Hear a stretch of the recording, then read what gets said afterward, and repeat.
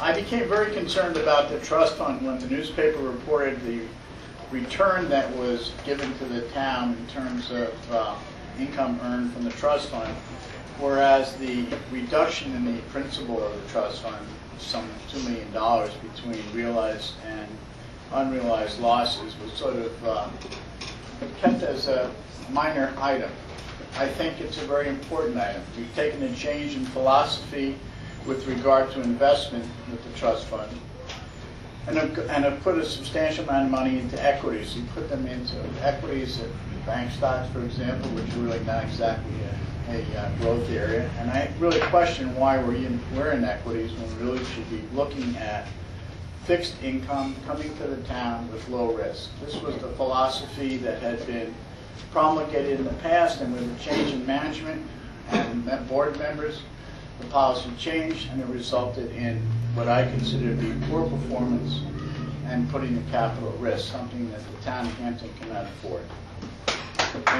In running for this position, it's my hope to change that immediately and to go back to a much more conservative philosophy of investment. And then, in addition to that, there has been a reluctance to provide adequate information about the trust fund and its results. There was a request to put their information on the town website. There was a motion made and no one seconded. This is something that, if I'm elected, will be changed immediately. There's going to be transparency. If you don't like the performance, everybody's going to know about it. They're going to be able to see it. It's your resources. It should be totally communicated to the public. So I'm coming into this position with skills as a businessman. I'm a partner in a private equity firm. I understand what it is to put complex business transactions together. That's what I do for a living. And in my continued service to the community, I hope to be able to make a difference. Switching gears. In my attempt to run for a one-year member on the school board, I think it's an honor, for me at least, to be able to take our greatest treasure, which is our children, and try and make a difference. The way I plan on doing that is to take an idea that's been bandied around for a while, which is strategic planning, and to make sure it becomes a reality as far as the way the school deals with its present and its future.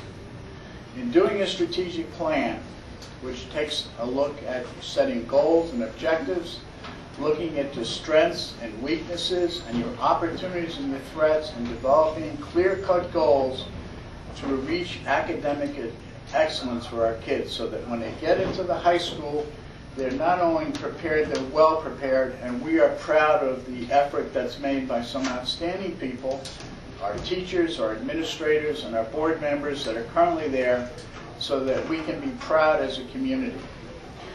In the 1 year, if I serve, and if I'm elected, I'm going to put an enormous effort into starting the planning process. The planning process will take a considerable amount of time. There's been a lot of criticism about lack of communication. In order to put a plan together, it requires communication.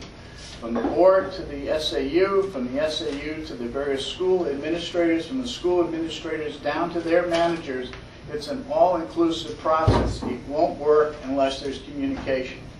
Parents, teachers, administrators, everybody's part of making a difference in taking the town of Hampton school children and school system and going forward. Thank you very much.